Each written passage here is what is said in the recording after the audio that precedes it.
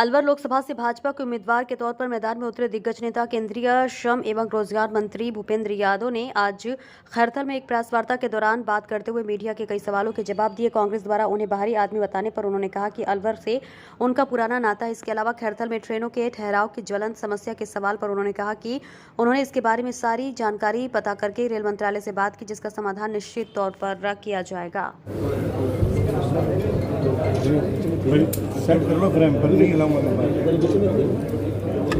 कल राजस्थान की पिछले 5 सालों में उनकी असलियत को समझ गई थी और इसलिए उनकी सरकार को जाना पड़ा।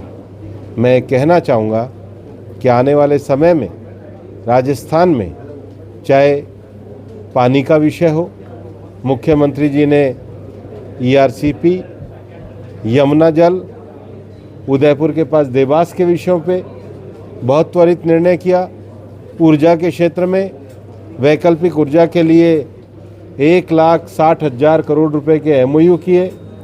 राजस्थान की सरकार ने भ्रष्टाचार के खिलाफ सख्त जांच के आदेश दिए। SOG ने पेपर घोटाले के लोगों को पकड़ने का काम किया और भारतीय जनता पार्टी ने जनता से जो वादे किए थे उस संकल्प पत्र को अपना नीति पत्र बना करके लोगों के बीच में कार्य करना प्रारंभ किया। और उसी कड़ी में कल का ये निर्णय जो मुख्यमंत्री जी का आया है, ये स्वागत योग्य है और ये इस बात को साबित करता है कि डबल इंजन की सरकार की रफ्तार से अब राजस्थान विकास की रफ्तार पकड़ने लगा है। कांग्रेस के कुछ नेता भाजपा ज्वाइन कर रहे हैं, किस तरीके से देखते हैं इसको? बहुत नेता ज्वाइन कर रहे हैं क्योंकि कांग्रेस एक परिवार की चौखट में कैद है। लोग मुक्त होकर के लोकतंत्र को बनता, आगे बढ़ता, संवरता हुआ देखना चाहते हैं, इसलिए लोग भाजपा में आ रहे हैं। हम उनका स्वागत करते हैं। आप जी कुछ काम बड़े त्वरित गति से हुए, आपने भी गिनाया, जैसे ERCP का काम हुआ, उदयपुर का काम हुआ, डबल इंजन भी आपने बताया। अलवर के लिए डबल इंजन तो नरेंद्र और भूपेंद्र हो जाएगा। अब डबल इंजन तो भूपेंद्र के लिए ये क्या कठिन काम है कि एक दिन में ट्रेन का स्टॉपेज हो जाए? डबल इंजन तो भजनलाल जी और नरेंद्र मोदी जी की सरकार है। मैं कड़ी का काम करूंगा और निश्चित रूप से खैरथल की ट्रेन का जो विषय है, खैरथल के जो विकास का विषय है, एडमिनिस्ट्रेटिव दिक्कतों का विषय है, उन्हें पूरा करूँगा। तो क्या माना जाए एपिक सेंटर रहेगा खैरथल? खैरथल एपिक सेंटर तो भूकंप का होता है। नहीं, खैर वार रूम तो बनाएंगे आप मेरी आएंगे तो भूकंप ही होगा। नहीं, खैरथल एपिक सेंटर नहीं रहेगा। खैरथल डेवलपमेंटल ग्रोथ की राजधानी बनेगा। बहुत दिग्गज नाम माना गया आपका और संभवतः पहली बार आप लोकसभा के लिए यहाँ आए। खैरथल को किस दृष्टि से देखेगा? मैं तो खैरथल को विकसित खैरथल होते हुए देखना चाहता हूँ। मैं बहुत दिग्गज नाम नहीं हूँ, मैं पार्टी का विनम्र कार्यकर्ता हूँ। मैं कोई बड़े नेता के रूप में नहीं आया हूँ। मैं खैरथल की सेवा करने के लिए आया हूँ, पूरे अलवर लोकसभा क्षेत्र की सेवा करने के लिए आया हूँ। और मैं, आप मेरे प्रचार में भी देख रहे हो, मैं ज़मीन पर बैठ कर के कार्यकर्ता के रूप में मोदी जी का मंत्री बना हूँ और मैं उसी भूमिका में। अलवर से आपका पहले से जो रहा है, आप अलवर के लिए विशेष क्या करना चाहेंगे, जो कि आपका लगाव बचपन से आपका लगाव रहा है अलवर से?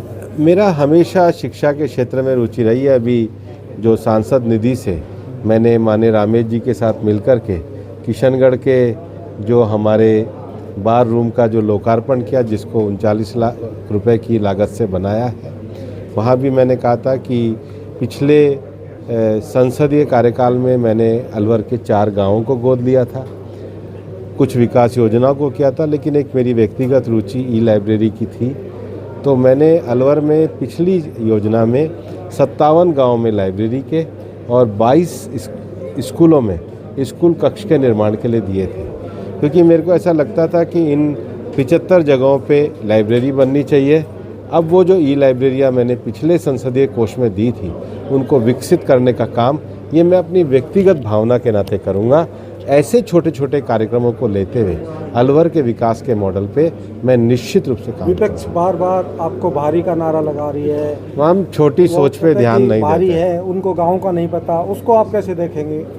अब छोटी बातें हैं, क्या इन बातों का कहना। जो लोग छोटी सोच और छोटी बातें करें, हम कभी राजनीति को बहुत छोटे दृष्टि से नहीं देखते। हम इंटरव्यू कर रहे थे तो बाबर जी कह रहे थे कि उनको तो मांडन गांव का नहीं पता है, जबकि आप कहते हैं मेरी छात्र नेता यहीं से मेरी मांडन गांव में मेरी रिश्तेदारी है, बाबर जी की नहीं है। मेरी सिस्टर की जो सास है वो मांडन की है। बाबर जी पता करके आए तो बाबर जी से पूछो कि मांडन में उनकी रिश्तेदारी है, बाबर जी की रिश्तेदारी कहाँ है। धन्यवाद। एक चीज़ और पूछना चाहेंगे, मुस्लिम वोटरों को क्या कहना चाहेंगे आप? वो कहते हैं कि भाई ये तो हिंदुओं की पार्टी है। प्रधानमंत्री नरेंद्र मोदी जी की सरकार सबका साथ, सबका विकास, सबके प्रयास में विश्वास रखती है। मोदी की गारंटी सबके लिए। सर अंतिम सवाल, इसको आप कटाक्ष ना समझे। ऊपर नरेंद्र, यहाँ भूपेंद्र, कहीं द्रौपदी मुर्मू और कहीं विष्णु, कहीं भजन और कहीं मोहन।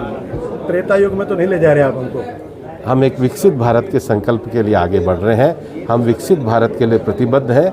विकसित भारत एक ऐसा भारत है जहाँ भारत का सांस्कृतिक गौरव राम मंदिर भी बनता है और भारत का गगनयान चंद्रमा पे भी उतरता है। संस्कृति, विज्ञान और विरासत, इसको आगे लेकर के चलने का संकल्प ही मोदी की गारंटी। अभी कुछ दिन पहले बीफ मंडी लगने का किशनगढ़वास में एक बड़ा मामला सामने आया है। हम सब स्थानीय विषयों को सहमति के साथ करेंगे और उनका समाधान करेंगे। Thank you sir.